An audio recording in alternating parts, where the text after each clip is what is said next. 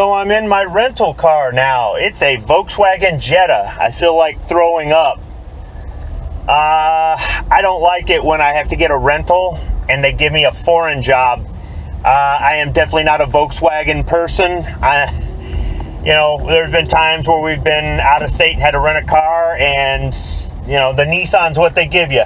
I mean, we try to ask for American-made cars, but beggars can't be choosers. I've got this for 30 days, or up to 30 days for free, because that's part of my insurance policy, and they dropped it off at the body shop, and when the car is ready, I can leave this at the body shop, and they will pick it up from there.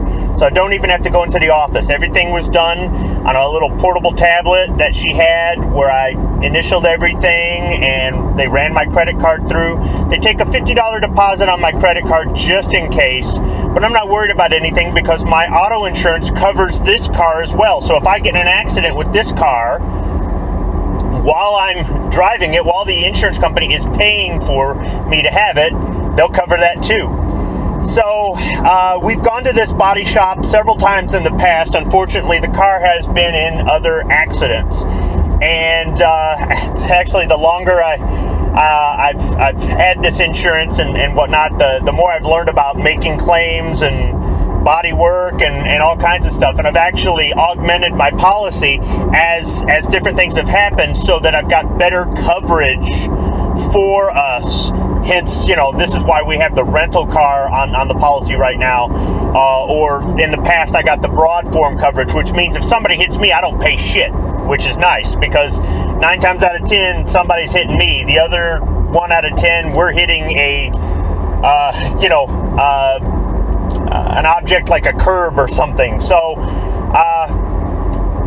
it's kind of nice. I'm not paying anything for this repair. I'm not paying anything for this rental car, and it's not going to change my insurance rate either, because I have this, and because I've been with this insurance company so long, they don't jack up my rates because I made this claim. If I had standard insurance or I hadn't been with them as long, they might raise my rates.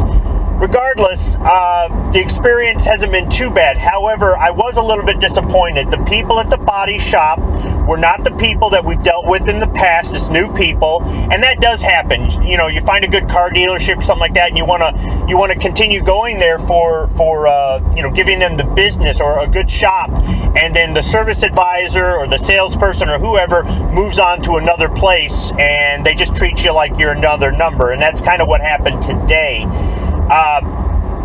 This is the body shop for the car dealership where we bought the car, where we bought the extended warranty, where we've taken it in for the one warranty repair and the one recall the car has had. This is the body shop that has done all the work to the car in the past.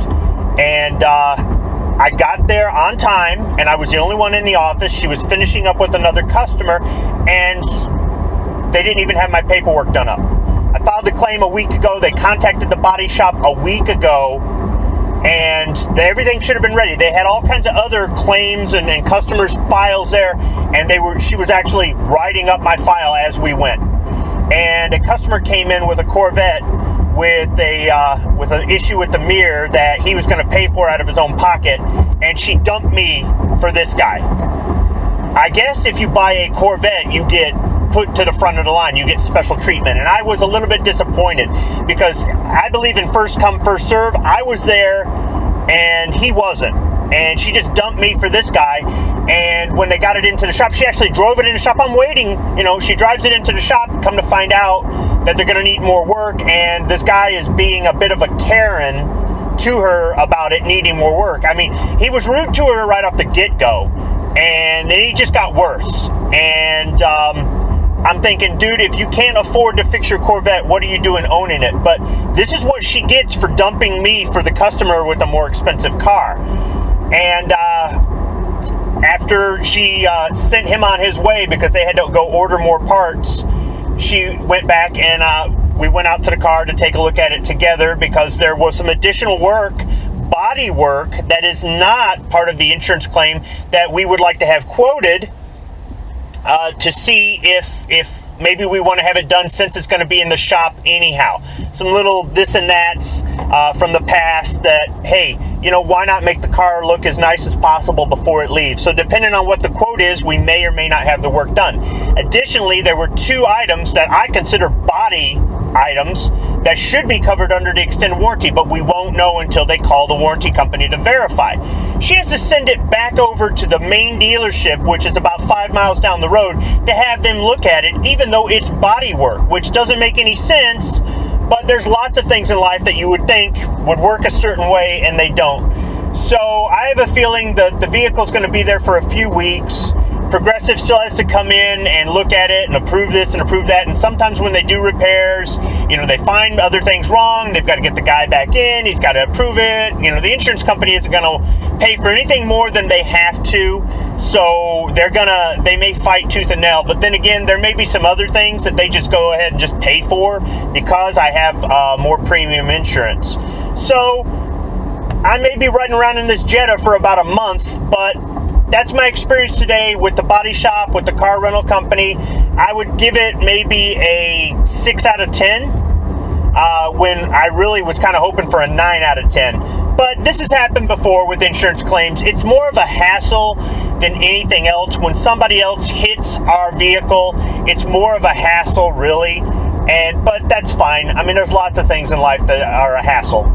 I'll get back to you if I run into a problem with the claim, or the next video will be after we pick up the vehicle, what our experience was like. So I had the Volkswagen Passat for one day. Immediately after I got into it, the change oil soon light came on, and every time I would open the door before it started or whatnot, it would chime or beep or what have you, and it was just getting to be kind of annoying.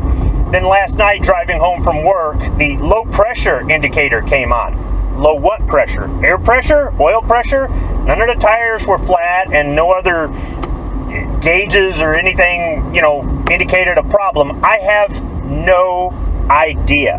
The car hugged the road, and the lights were bright and had a pretty wide beam pattern. But other than that, everything else about the car was garbage. Now, I know having it for a day really isn't a good way to evaluate it, and I'm going to have a bias. It's a foreign job anyhow.